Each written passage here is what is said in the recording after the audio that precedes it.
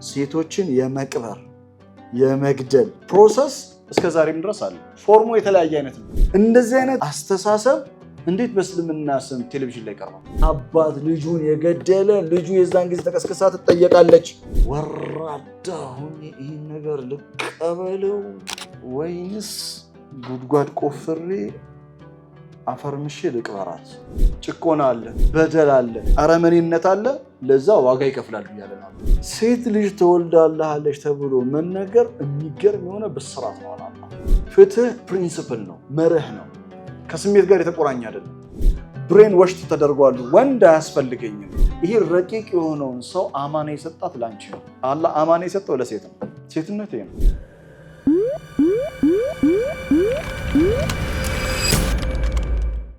አረቦች ቁርአን ከመውረዱ በፊት ከነበራቸው ጨለማዊ አስተሳሰብ መካከል አንዱ ሴት ልጅ የውርደት ምልክት ናት የሚል የጨለመ ሐሳብ ነው። ሌላ ቦታ ላይ ቁርአን ምን ይላል መሰላችሁ? ሱረቱ ነህል ምዕራፍ 16 ከቁጥር 58 እስከ 59። ይሄ አያ በጣም ነው የሚገርመው። ዛሬ ይሄንን አያ ምስሉን ይዛችሁልኝ ከሄዳችሁ ስራዬ ተሳክቶልኛል። መካ ውስጥ ካሉ ዜጎች ቁርአን ከመውረዱ በፊት ስለዚህ አጀንዳ ከማንሳቱ በፊት ወኢዛ ቡሽራ አሐዱሁም አንደኛው ብስራት ከተሰጠዋል። ምን ከተሰጠው? ብስራት።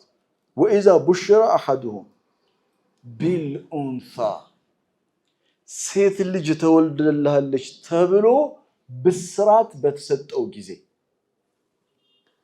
ዘለ ወጅሁሁ ይላል። ዘለ ወጅሁሁ ፊቱ ይከስማል። ዘለ ወጅሁሁ ቁርአን ምን እያደረገ እንደሆነ ታውቃላችሁ? መካ ውስጥ የሆነ ቤት ካሜራው ይዞን ገባ። ወልዳለች፣ ሴት ነው የወለደችው። ካሜራው ከዛ ወጣና አባትየው ያለበት ቦታ ይዞን ሄደ ካሜራው። እና የሆነ ሰው ወይም የሆኑ ሰዎች እያበሰሩት ነው። ወኢዛ ቡሽረ አሐዱሁም ቢልኡንሳ ምክንያቱም የምስራች የሚሆነው እሱ አጠገብ ካልሆነ ነው አይደል? እና ወኢዛ ቡሽራ አሐዱሁም የሆነ አንድ ሰው ሊሆን ይችላል ወይም ሰዎች ሊሆኑ ይችላሉ፣ ጓደኞቹ፣ ቤተሰብ whatever it is የምስራች ሲነግሩት አለ። ልክ ሲነግሩት ወኢዛ ቡሽራ አሐዱሁም ቢልኡንሳ ሰዎቹ ቆመዋል። እሱ እየተነገረው ነው። ዘለ ወጅሁ ካሜራው ፊቱ ላይ ነው የወሰደው። ፊቱ ይጥለዋል አለ። ዘለ ወጅሁ ይከስማል። ሙስወዳ ብላክ ነው የሚሆነው አለ። ጥቁር ይሆናል ፊቷ። ዘለ ወጅሁ ሙስወዳን ወሁወ ከዚም ሐል ተብሎ ይጠራል። ሲቹዌሽኑ ወሁወ ከዚም የመጨረሻ ተናደዋል፣ ግን ንዴቱን ከዚም ዋጥ አድርጎታል። ሪያክት እንዳያደርግ ማለት ነው። አንድ ነገር ግን አስተውላችኋል? እዚህ አያ ላይ ምንድን ነው የሚለው? ወኢዛ ኡኽቢረ አሐዱሁም ቢልኡንሳ አላለም። አንድ ሰው ሴት ልጅ እንደተወለደችለት በተነገረው ጊዜ ኡኽቢራ ኖ ቡሽራ ነው የሚለው። ሴት ልጅ ተወልዳለች ተብሎ መነገር የሚገርም የሆነ ብስራት ነው። አላህ በጣም የሚገርም ነው። ቁርአን እስቲማዕለቱል ከላም አንድ ቃል እኮ ነው ይሄ ሁሉ ታሪክ የቀየረው። ወኢዛ ቡሽራ የሚለው ሴት ልጅ የሴት ምስራች ናት እያለ የእውነት መልካም ዜና ናት፣ ብስራት ናት። ያ ወኢዛ ቡሽራ አሐዱሁም ቢልኡንሳ ዘለ ወጅሁሁ ሙስወደን ወሁወ ከዚም የተዋራ ሚነል ቀውሚ ይላል። የተዋራ ሚነል ቀውሚ ሚን ሱኢ ማ ቡሽረ ቢሂ በተነገረው መልካም ብስራት እሱ ክፉ ብስራት አድርጎ አስቦት የተዋራ ሚነል ቀውም የተዋራ ማለት ሶሳይቲው ማህበረሰቡ ምን ሊሆን የሚል ጭንቀት የተዋራ ሚነል ቀውም አዩምሲኩሁ ዐላ ሁኒን አሁን አእምሮ ውስጥ ያለውን አእምሮ ውስጥ ገባና ቁርአን አእምሮ ውስጥ ያለው ነገር ፒክቸራይዝ አድርጎ ሊያሳየን አእምሮ ውስጥ ምንድነው ያለው የተዋራ ሚነል ቀውሚ ሚን ሱኢ ማ ቡሽረ ቢ በተበሰረው እሱ ክፉ ነው ብሎ ባሰበው ነገር ሶሳይቲ ውስጥ የተረቀቡ እና አእምሮ አዩምሲኩሁ ዐላ ሁኒን ወራዳ ሁኝ ይህን ነገር ልቀበለው አም የዱሱሁ ፊቱራብ ወይንስ ጉድጓድ ቆፍሬ አፈርምሼ ልቅበራት የሚል ሐሳብ አእምሮ ስር እየተሽከረከረ ነው። ሱፐርፉ ነው። አላ አዋጅ ሳአ ማ ያሕኩሙን አላ ሳአ ማ ያሕኩሙን በመጀመሪያ አላ አዋጅ ማለት ነው። ሳአ ማ ያሕኩሙን የሚፈርዱት ነገር እንዴት አስቀያሚ ነው ማለት ነው። በዘመነኛው እናድርገው ሲደብር ፍርዳቸው ደባሪዎች በቃ አላህ እንዲህ ነው ያላቸው ሳአ ማ ያሕኩሙን። ዛሬ እኮ ሳአ ማ ያሕኩሙን በሴቶች ላይ ብዙ ነው ያለው። ህፃናት ሴቶች ተደፍረው ከዛ የሚፈረድበት 5 ዓመት ነው። ሳአ ማ ያሕኩሙን አለ ቁርአን አሁንም ቁርአን ይናገራል። አሁንም ሶሳይቲ ውስጥ ያለውን ችግር በደንብ ነው የሚያስቃኘው። ሳአ ማ ያሕኩሙን ደባሪዎች ናቸው ፍርድ ላይ አንዳንድ ዳኞችን ስታስጠሉ ነው የሚላቸው። ሳአ ማ ያሕኩሙን ወደ አያው እንመለስ ወደ ሱረቱ ተክዊር ወኢዘል መውኡደቱ ሱኢለት ቢአይ ዘንቢን ቁቲለት ወኢዘል መውኡደቱ ሱኢለት ሱኢለት ነው የሚለው ትጠየቃለች። ጠያቂው ማን ነው? በቃ ትጠየቃለች። ጉዳዩ ማን ይጠይቃታል አይደለም፣ ጉዳዩ ስለሷ ነው። ፎከሱ እሷ ላይ ነው። ወኢዘል መውኡደቱ ሱኢለት በምትጠየቅበት ጊዜ ከዛ ወዲያውኑ በአእምሯችን ስር የሚነሳ ጥያቄ አለ። ወኢዘል መውኡደቱ ሱኢለት ምን ብታደርግ ነው አይደል? ምን ብታደርግ ነው የምትጠየቀው? ዋይ ወኢዘል መውኡደቱ ሱኢለት ለምን እንደምትጠየቀው ቢአይ ዘንቢን ቁቲለት አይ አጥፍታ አይደለም በድላ አይደለም ተበድላ ነው ላውም ተገድላ ነው። ወኢዘል መውኡደቱ ሱኢለት ተሽዊቅ ያደርገንና ከዛ ድሮፕ ያደርገዋል በሚቀጥለው አያ። በነገራችን ላይ የሚቀጥለው አያ ያደረገው እኮ 9ኛው አያ ያደረገው አላህ ለዚች ህፃን ልጅ ያለውን ቦታ ነው የሚያሳየው። ለፍትህ ያለውን ቦታ ነው የሚያሳየው እንጂ በአንድ አያ ውስጥ ወኢዘል መውኡደቱ ሱኢለት ቢአይ ዘንቢን ቁቲለት ደን ማድረግ ይቻላል አይደል? አንድ አያ ግን ምንድን ነው ያደረገው? ብሬክ ነው ያደረገው። ወኢዘል መውኡደቱ ሱኢለት ይሄን አስቡበታል። ከዛ ያሰበን እያለ በምን ጉዳይ ነው የምትጠየቀው ስንል ቀጥሎ ቢአይ ዘንቢን ቁቲለት በምን ወንጀል እንደተገደለች ትጠየቃለች። አንደኛ የምታሰምሩልኝ ነገር ይህች ህፃን ልጅ ይህን አይነት አረመኔያዊ አሰቃቂ ግፍ ይፈጽሙ የነበሩት ቁርአን ከመውረዱ በፊት መልእክተኛው አለይሂ ሰላቱ ወሰለም መልእክተኛ ተደርገው ከመመረጣቸው በፊት የነበሩ በጨለማው ዘመን ይኖሩ የነበሩ አረቦች ናቸው። ሴት ልጅ የውርደት ምልክት ናት የሚል ምልከታ የነበራቸው ወራዳ የሆነ አስተሳሰብ የነበራቸው ሰዎች ናቸው። እነዚህ ሰዎች ሙሽሪክ ናቸው። እስልምና ከመምጣቱ በፊት ነው ይሄ ክስተት የነበረው። ከዛ ቁርአን መውረድ እንደጀመረ ከጥቂት ጊዜያቶች በኋላ ያነሳው አጀንዳ ይሄንን አጀንዳ ነው። ወኢዘል መውኡደቱ ሱኢለት ቢአይ ዘንቢን ቁቲለት እያለ ያለው ሙስሊም ላልሆነ ሙሽሪክ ቤተሰብ ውስጥ የተደረገ ግፍ አለ፣ ጭቆና አለ፣ በደል አለ፣ አረመኔነት አለ። ለዛ ዋጋ ይከፍላሉ እያለ ነው። አየህ የፍትህ ምልከታችንን ፐርስፔክቲቫችንን እንዴት እንደሚቀይረው። ለምሳሌ አላህ ወተዓወኑ ዐለል ቢሪ ወተቅዋ ይላል ሱረቱ ማኢዳ ምዕራፍ 5 ቁጥር 2 ላይ ወተዓወኑ ዐለል ቢሪ ወተቅዋ በመልካም ነገርና በተቅዋ ከሁሉ ጋራ በህብረት ኑሩ ይላል። ተባበሩ ይላል አላህ። ሙስሊም ይሁን ሙስሊም አይሁን ምንም አይነት እምነት፣ አስተሳሰብ፣ ፍልስፍና ይኑረው ሰው ከሰው ጋራ በሰላም በፍቅር በፍትህ ወተዓወኑ ዐለል ቢሪ ወተቅዋ የቁርአን መርህ ነው። የቁርአን ምንድነው? መርህ። አይ እኔም ፍትሃዊ የምሆነው ለሙስሊም ብቻ ነው፣ የሚያስጨንቀኝ የሙስሊም ጉዳይ ነው የሚል ሐሳብ ቁርአናዊ ሐሳብ አይደለም። በነገራችን ላይ እንደ ኡማ ለኡማ ምን ያህል እንደው መጨነቅ እስከምን ድረስ ነው ያሰመረልን መስመር አለ። ከሰው ጋር ደግሞ ባለው ግንኙነት ውስጥ የሰው ልጅ ኢና ኸለቅናኩም ሚን ዘከሪን ወኡንሳ ወጀዐልናኩም ሹዑበን ወቀባኢላ ሊተዓረፉ። አላህ የሰው ልጅ የተለያየ ብሔር ጎሳ አድርጎ ፈጥሮታል። የተለያየ ቋንቋ ያለው የተለያየ ባህል ማንነት ያለው ትውልድ አድርጎ የተለያዩ ህዝቦችን ፈጥሯል አላህ።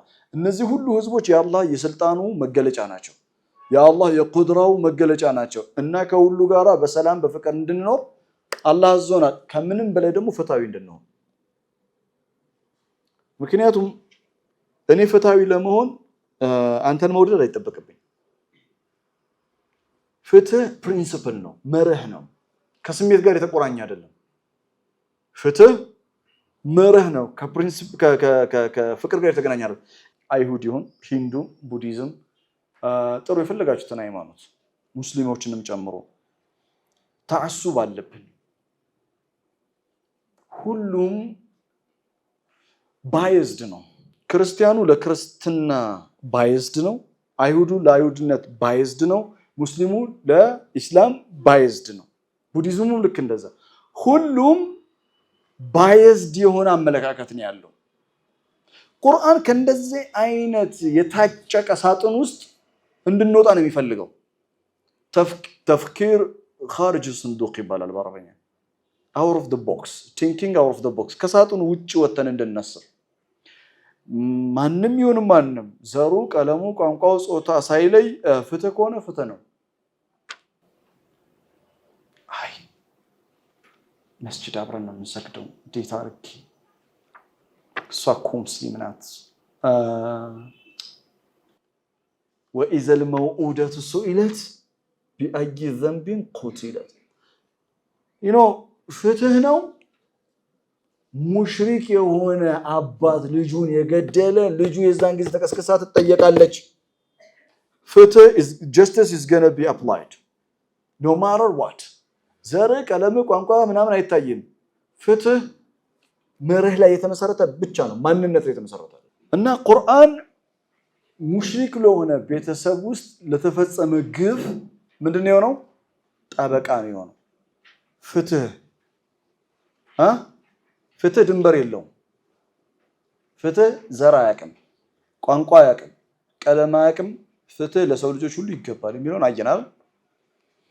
አንድ ነገር ግን አስተውላችኋል?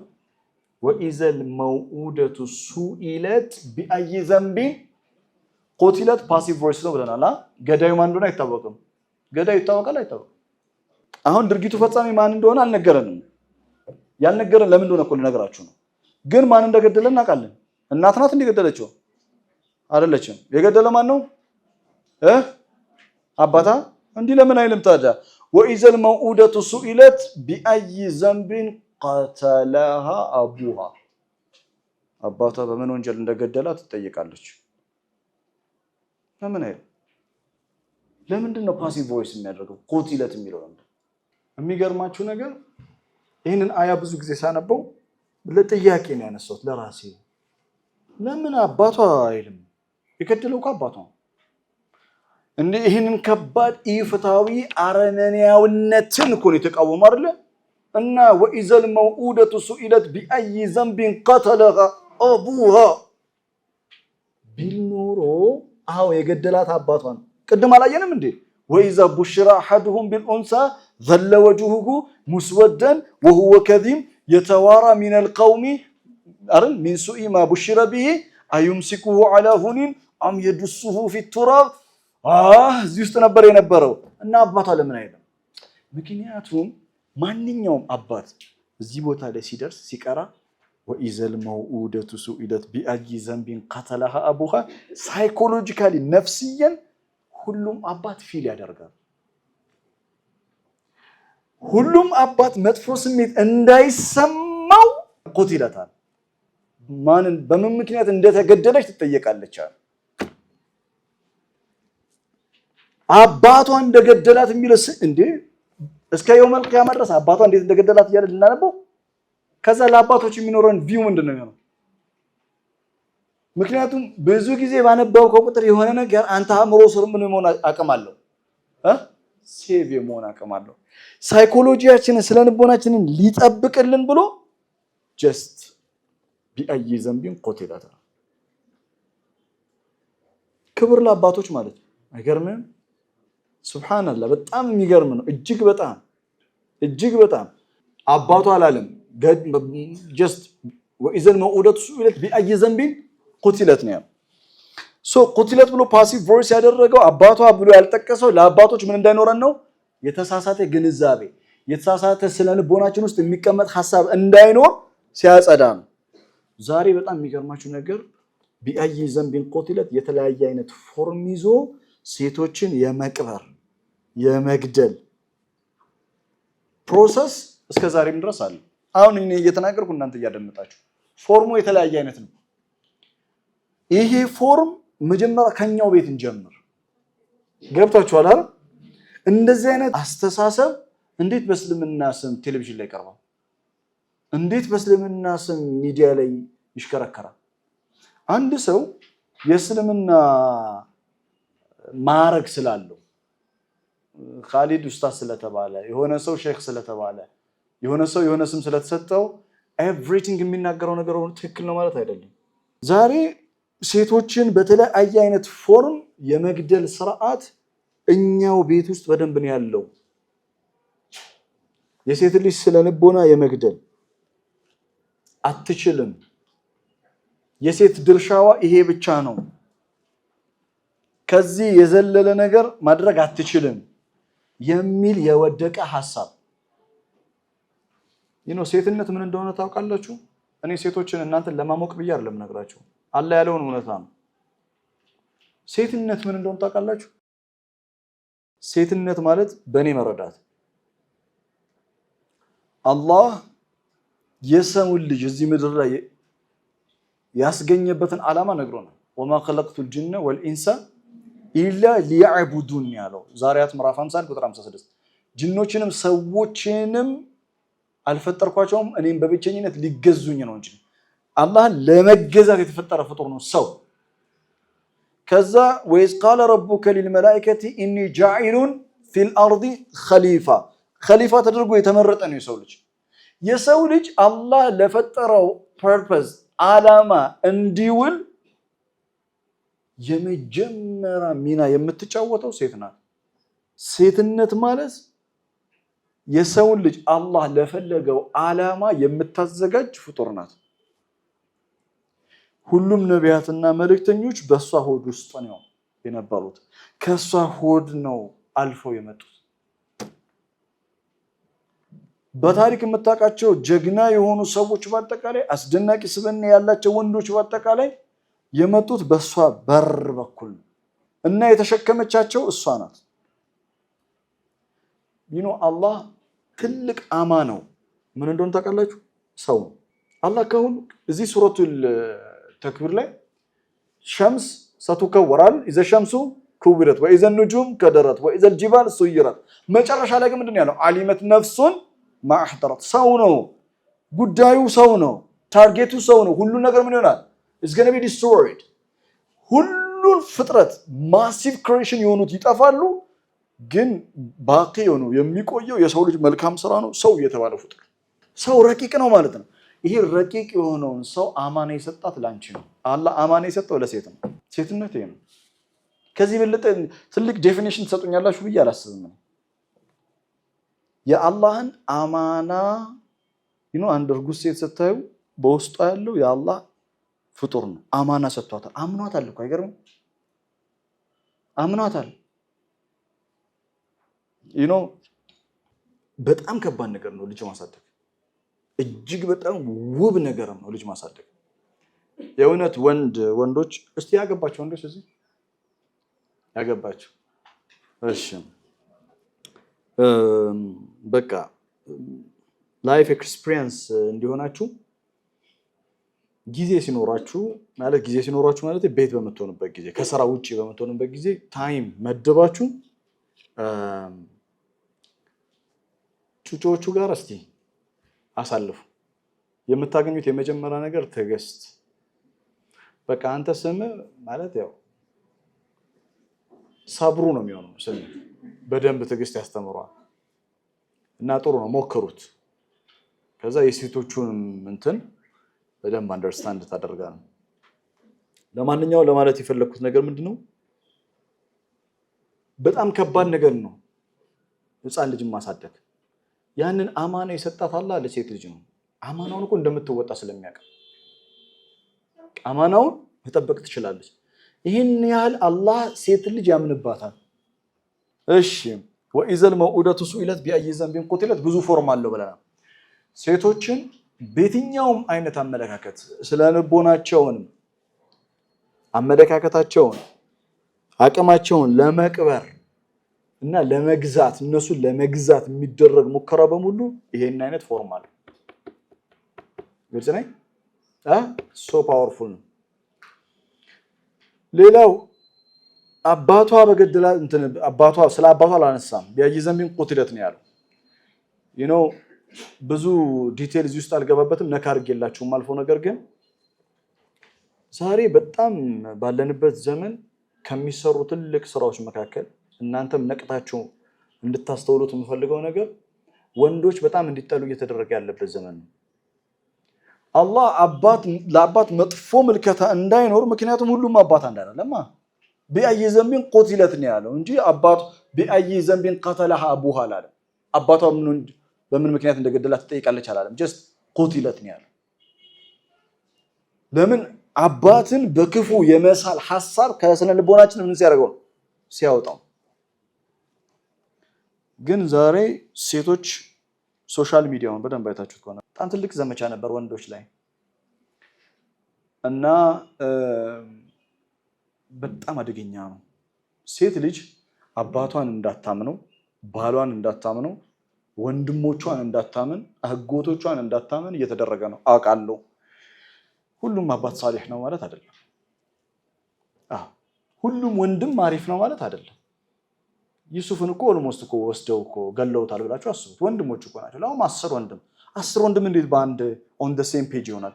በአንድ ሀሳብ ላይ እንዴት ይስማማሉ? 10 ወንድም 10ሩም ይፈጠራል። አንዳንድ ጊዜ ኢና ሊላህ የሚያስብሉ ወንዶች አሉ፣ ወንድሞች አሉ። አባት አለ፣ ባል አለ፣ አጎት አለ።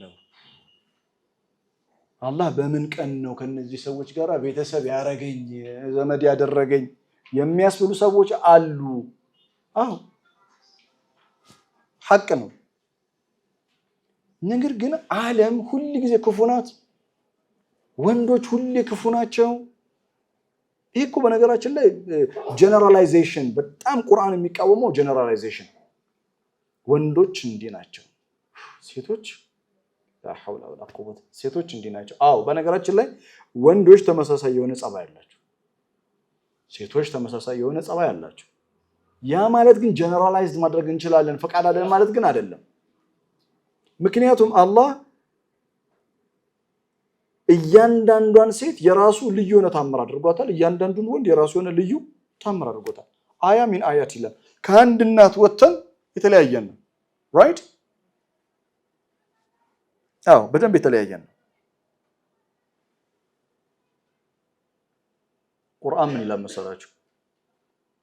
وقالت اليهود ليست النصارى على شيء የሚባለውን አስምሩበት። وقالت النصارى ليست اليهود على شيء አይሁዶች ነሳራዎችን ምንም ነገር ላይ ናቸው። ምን ባዶ ነገር ባዶ على شيء ምንም ነሳራ ውስጥ ምንም ኸይር ነገር የለም ምንም። وقالت النصارى ነሳራም ተመሳሳይ ነው ያለችው። አይሁድነት ከማን አይሁዶች على شيء ምንም ነገር ውስጥ ባዶ ናቸው። በቃ ባዶ ሁለቱም። ከዛ አላህ ምን አይነት ኮሜንት እንደሰጠ ታውቃላችሁ? ሌላ ቦታ ላይ ለይሱ ሰዋ ሁሉም አንድ አይነት አይደለም ማለት ለይሱ እነርሱ እርስ በርሳቸው ተጨፋጨፉ ማለት ነው አንተ እኛን እንዲን ሐቅ ላይ ነው ያለነው እንደሚሉት ማለት ነው አንዳንድ ሰዎች ኢትዮጵያ ውስጥ በጣም የሚገርመኝ ነገር አለ የኛ ትንሽ ለየት ያለ ይመስለኛል ሁለት ነገሮች ላይ በጣም ነው የምንሸወደው የመጀመሪያው የሰው ቀድር አናቀምኛ በነገራችን ላይ ከነፍስ የጭምር ነው ማለት እኔ ቁርአን በጣም ያስተማረኝ ምን እንደሆነ ታውቃላችሁ የሰው ልጅ የተባለው በሙሉ የማክበር ማለት አላህ በቃ ስለ ሰው ልጅ የሚያወራባቸውን አያቶች ስታነብ የኡነት ለሰው ልዩ ክብር ነው የሚኖረው ስለ ፊርዖን ተነጋግረን አንዳንድ አላህ ለፊርዖን ረህመት ነበረው ኢና ሊላሂ ፊርዖን ማለት እኔ በሰውኛ ይቅርታ አድርጉልኝና ልቀበለው አልችልም ግን አላህ ለሰው ልጅ ያለኝ ክብር ነው እና በጣም የሚገርማችሁ ትልቁ ችግራችን የኛ ማህበረሰብ ትልቁ ኢትዮጵያዊ ችግሩ ምንድነው ካላችሁኝ የሰው ቀደር አናቀም እና የሚገርም ነገር ከማን ጋር እየተጋጨህ እንደሆነ አታውቅም እሷ በጣም በቃ መላእክት ቀርበው የሷን አምልኮ አይቶ በጣም የሚደነቁባት ሴት ልትሆን ትችላለች ማንም ሰውን የሰውን እንትን ቀድር አለማወቅ በጣም ከአላህ ጋር ያጣላል እና በጣም መጠንቀቅ ያለባችሁ ነገር በህይወት ዘመናችሁ ስለማንም በጣም መጠንቀቃላችሁ ማንም ይሁን ማን ቢ ኬርፉል ሁለተኛ እኛ ጋር የሌለው ነገር ምን እንደሆነ ታውቃላችሁ ኢንሳይድ አንዳንድ ሰዎች ባይዘዊ ፊታቸው ያስታውቃል የመጨረሻ አሪፍ ሰዎች መሆናቸው ፊታቸው ያስታውቃል ይቅርታ አድርጉልኝና ደባሪ ሰዎችን ፊታቸው ያስታውቃል ሶሪ እና የሚገርማችሁ ነገር ማለት ነው ፊት ላይ ሁሉ ነገር ተቀምጧል እኛ ግን ማየት አንችልም yes ይኸውላችሁ ሰውን በሁሉ በሰውነቱ ማክበር ሌላ ነው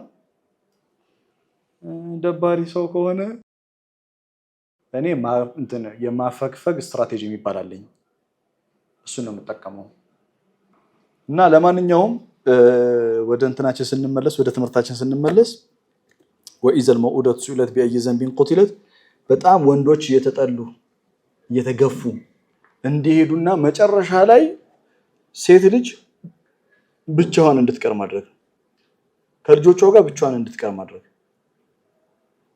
ከዛስ በቃ አላህ እኮ የዘረጋው ህግና ስርዓት አለ ያንን ማፍረስ አይቻልም ብለናል አይደል በቃ አላህ ወኸለቅናኩም ይሄ የአላህ ህግና ስርዓት ነው አብርተናል ሱረቱ ነብይ ስንነጋገር ከዛ በጊዜ ሂደት ሴቶችን በጊዜ ሂደት ከወንድ ይነጥሉና ብቻዋን ትሆናለች ከዛ ራሴን ማብቃት አለብኝ የሚል ሐሳብ ውስጥ አይመጣም ከዛ የሚገርማችሁ ነገር ስራ ትጀምራለች ምናምን አሪፍ ትሆናለች ቆንጆ መኪና መንዳት ጀምራለች ከዛ ስራ በጣም እየሰራች ነው ነገሮች እየተጣጣፉ ነው ምናምን ከዛ በኋላ በስራ አጋጣሚ ከአንድ ጓደኛ ከሴት ጋር ትተዋወቃለች እና እሷም በሱ አይነት መንገድ ጉዞ ሄደች ነው ስለ ህይወት ያወራሉ ከዛ በጣም ነው የሚገርመው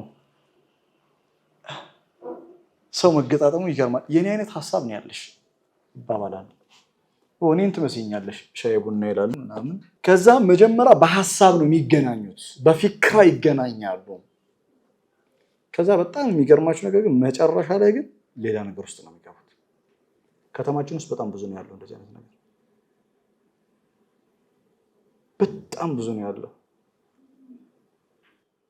ከዛ ሁለቱ አላህ የዘረጋውን ህግና ስርዓት አፍርሰው ሌላ ህይወት ውስጥ ነው የሚገቡት ያቺኛዋም እቺኛዋም በተለያየ አይነት አቅጣጫ ብሬን ወሽት ተደርጓሉ ወንድ አያስፈልገኝም ከዛ በጊዜ ሂደት ለሴት እኮ ማንንም አይረዳኝም የምትረጅኝ አንቺ ነሽ ትላታለች እኔ ራሱ በጣም የሚገርማችሁ ነገር በጣም ብዙ ፊልም አለ እንደዛ አይነት ፊልም የምታዩ ሰዎች አንዳንድ ሰዎች በጣም ጥንቃቄ እንድታደርጉ የምፈልገው ነገር አሁን የሚሰሩ በዘመናችን የሚሰሩ ፊልሞች በአጠቃላይ ወኸለቅናኩም አዝዋጃ የሚለውን ሐሳብ የሚያፈርስ እሳቤ አላቸው። እንደውም ይሄን አይነት እሳቤ ከሌላቸው ፊልሞች ወደፊት እንዳይሰሩላ አቅዳል ኖርማል ተደርጎ እንዲታሰብ ማለት ነው። ሴት ልጅ ሴትን መፈለግ ኖርማል ነው። ከዚህ በፊት ወንድና ሴት የምትሉት ግንኙነት ማህበረሰብ ነው የሰጠን ለኛ እንጂ እኮ ያንቺ ፍላጎት ሴት መፈለግ ሊሆን ይችላል፣ ያንተ ፍላጎት ወንድ። የቅድሙ ሳይድ በሴቶች ነው አይደለ? ከዛ ወንዱ ምን ይሰማዋል መሰላችሁ? ወንዱ ሴቶች አይፈልጉም፣ ሴቶቹ በጣም ስራ እየሰሩ ነው እና ኩሎች ሆነዋል። እሷን ቴኬር የማደርግበት እኔ አቅም የለኝም፣ ስራ የለኝም፣ ገንዘብ የለኝም። ክላሳችን በጣም ተለያይተዋል። ከዛ ወንድ የሴት መስመር ሲቆረጥበት የሚያስበው ሌላ መንገድ አለ። አንደኛ አግሬሲቭ እንዲሆን ይደረጋል። ሴቶች እኮ ክፎች ናቸው እስኪያገኙ ነው አያረል ሲያገኙ ምን አይነት አስተሳሰብ እንዳላቸው ሸይጣን ነው እኮ በነገራችን ላይ ይሁን ሁሉ ስራ የሚሰራው ሰዎች ላይ አድሮ ሸይጣን ነው። ከዛስ ህፃን አይልም፣ ወንድ አይልም፣ ሴት አይልም፣ መድፈር ብቻ ነው የሚታሰበው። ወንዱን በሌላ መንገድ ወሰደው፣ ሴቶቹን በሌላ መንገድ። ሸይጣን ሲስተሙ በጣም አደገኛ ነው። ይሄ እኔ ከሰማይ አውርጄ የማወራው ነገር አይደለም። ውስጡን ያለ በጣም የከፋ ሐሳብ ነው። በጣም ተጠንቀቁ። ወንዶች እየተባለ የሚወሩት ወሬዎች ላይ ሴቶች ጥንቃቄ አድርጉ። ሴቶች እየተባለ የሚወራው ወሬ ላይ ወንዶች ጥንቃቄ አድርጉ። ለይሱ ሰዋ፣ ሁሉም አንድ አይደለም። ይሄ ደግሞ እንደ ሙስሊም ኮሚኒቲ ደግሞ ስናወራ እኛ ኮሚኒቲ ውስጥ አውቃለሁ እናንተ ሰው አካባቢውን ይመስላል። አንቺ ጥሩ ቦታ ስለምትውይ አንተ ጥሩ ቦታ ስለምትውል ኤቭሪቲንግ እንደዛ ነው ማለት አይደለም። ብዙ ወንድሞች አሉን የማይሆን ዓለም ውስጥ ያሉ፣ ብዙ እህቶች አሉን የማይሆን ዓለም ውስጥ ያሉ፣ በጣም ብዙ። የእናንተ መማር ትርጉሙ ዓላማው ማህበረሰባችንን መቀየር ነው፣ ማህበረሰባችንን መለወጥ ነው። ታዲያ ያ ለውጥ የሚመጣው መጀመሪያ ከኛ ነው የሚጀምረው። እኛ እንለወጣለን፣ እኛ ይህንን ሐሳብ እንሸከማለን። አትሊስት እንደዚህ አይነት ኮንቨርሴሽን ያስፈልገናል። ይህንን ኮንቨርሴሽን በዙሪያችን እናወራዋለን። ከዛስ በዙሪያችሁ ማለት ወንድሞቻችሁን ብታዩ፣ ልጆች ያላችሁ ልጆቻችሁ የት እንደሚውሉ ብታዩ፣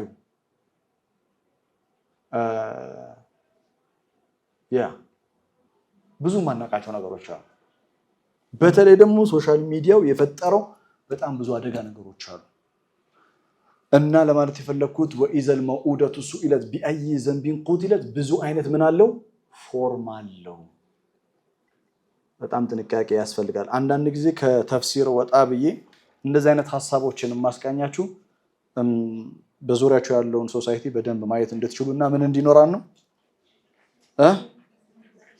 ይሄን ያህል ሐሳብ ከሰጣችሁ ከዚህ በኋላ እናንተ በደንብ ሰፋ አድርጋችሁ ቃኙት። አንድ ጥያቄ ነበረኝ ብዬ ነበር። ቢአይ ዘንቢን ቁቲለት በምን ምክንያት እንደተገደለች ትጠየቃለች። መጠየቅ ያለበት ገዳይ ነው አይደለ? ለምንድን ነው እሷ የምትጠየቀው? ዋይ ለምንድን ነው ወንጀለኛ እያለ እንዴት ተገዳይ ይጠይቃል? ወኢዘል መውኡደቱ ሱኢለት አይደለ? እሷ ነው የምትጠየቀው። ከአኑ አላህ ምን እንደሚል ታውቃላችሁ? ለዚህ ሰው እሷ በምን ምክንያት እንደተገደለች ስትጠየቅ ገዳይ የሆነው ሰው ምን ሊል ይችላል? ኖ it was our culture ባህላችን ነው። የኔ ጥፋት ብቻ አይደለም፣ የማህበረሰቡ ጥፋት ነው፣ የባህሉ ነው፣ ስርዓቱ ነው እንጂ እኔ ፈልጌ ያደረኩት ነገር አይደለም። that was our culture ብሎ ጀስቲፊኬሽን ሊያቀርብ ነው። ከአኑ የዛ ቀን ያለው ፍርድ ቤት አንተ لا تتكلم አንተ እስክት ዛሬ መብት የለህም የመናገር አንተ ጀሻራብ ዝም በል። وإذا الموءودة سئلت بأي ذنب قتلت የፍትህ ጥግ ሁለተኛው በምን ምክንያት እንደተገደለች ትጠየቃለች አይደል? ኦልሬዲ እኮ በምን ምክንያት እንደተገደለች እኮ ይታወቃል። ለምን ነው የምትጠየቀው? የመጨረሻ ወራዳ ቆሻሻ የሆነ ግፍ እንደሰሩ እንዲታወቅ ነው። وإذا الموءودة سئلت بأي ذنب قتلت الله أكبر